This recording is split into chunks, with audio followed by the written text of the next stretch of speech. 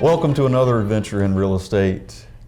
We're excited. We've got Miss Julie Kingery here with us again today, and part of the Kingery team. And as this market is not a lot of inventory out there, Miss Julie, and it is what we'd call, I could refer to it as a seller's market. Yes. So if I'm a buyer in a seller's market, I'm out here trying to find the right property for myself. We put an offer in. Mm-hmm. I'm curious, from your standpoint, are you still recommending that a buyer have a home inspection? I think that's going to depend on who the buyer is. Majority of the time, I do still like to recommend that a buyer have a home inspection. I think for a first-time buyer, it's very important to know what you're walking into. It may not be that you want the seller to do any repairs, but it might be still very useful to at least know the age of the heat pump or approximate age of the roof, things like that that may not be totally apparent right when you go to look at the house for the first time. Sometimes that's going to put you in a not quite as good a spot against someone else who might not want a home inspection, but I think 8 out of 10 times I'm going to still recommend that you do a home inspection. Well, and to back up, the home inspection, from my perspective, with those buyers, it gives you a third party, a different set of eyes, gets the opportunity to walk in and look, check out all the things that are going on with that home, making sure things are or are not working properly.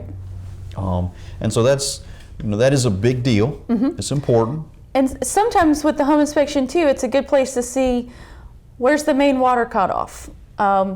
Breaker box, what's labeled in the breaker box? How do I know when to turn on this or that? Location of the well, maybe where the septic system is, or just sometimes it's a good thorough look at what the house is, not necessarily that you're going to ask the seller to fix everything. Sure. And so if I think I'm repeating maybe what you said earlier, but if I understand that correctly, what we're looking at is you would normally recommend a home inspection. Yes. But in this market, where we don't have a lot of inventory and buyers are competing very heavily for the properties that are available on the market, then maybe you might entertain not having a home inspection, but obviously it's going to depend a little bit on the circumstances. Yes. I think first-time buyers probably need to have a home inspection, but if it's someone, you've already lived in a house for several years, you know the ins and outs of how a house works, you know that somebody else has lived in this house for 30 years or however long it is, you know the house is still standing, so maybe it's not as important for you to have a home inspection. Well, and you do run into some situations where, I think about my brother's a contractor, and so you might have the inside track where you maybe don't necessarily have to have a quote home inspection, but you still have access to someone that could come in there and do some things like that.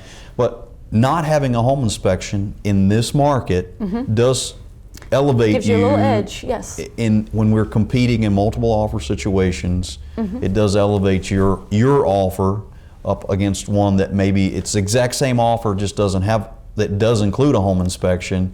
Your offer that doesn't have a home inspection would be a more advantageous one. Yes, yes. All right. Yes. So we'll talk those multiple offers. What are some of the other things we might be seeing in this seller's market? What were some of the other things we might be seeing as far as folks that are out there actively thinking about getting in the market? What are some of the things they might encounter? I think in the multiple offers, we're seeing a lot of escalation clauses. So that's something that you may have somebody that you're up against 5 other offers. So you might go in at full price, but put an escalation clause in that says you will go 10 or 15,000 over what the list price is to try to give yourself a little bit of an edge over anybody else. So that's almost something that we're doing on majority of all buyers' offers right now, is to use the escalation. So, and if I could, just to make sure we understand what an escalation clause is, so let's say we write an offer for $200,000, and you're going to put an escalation clause in there that says we're willing to go to 210 in an escalation clause, but you're not automatically going to 210. There's gonna have to be another offer in That's there right. that will bump it up. Yep. So you would agree to go, list price is 200. You might go in at 200, but say you're willing to go $100 more than whatever the other highest and best offer might be, up to 210,000. Okay. All right. And so that I think that better defines kind of what an escalation clause is. What are some other things that we might be looking at in multiple offer situations that you think of?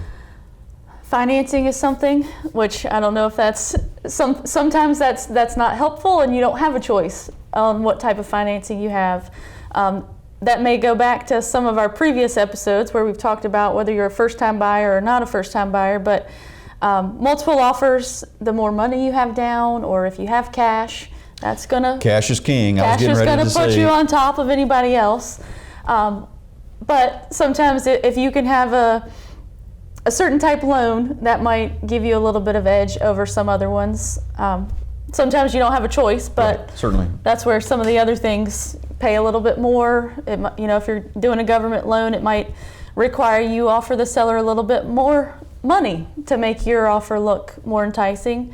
But then we have the appraisal, so we have to go back on that too. Just because you're willing to pay a certain thing doesn't mean the bank's necessarily going to agree to that if the house does not appraise for that value.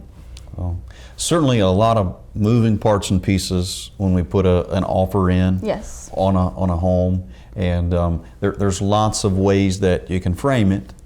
We've been talking a lot about the buyer, and I think another episode, Julie, we'll talk a little bit about how that might affect or might come across on the seller side of things.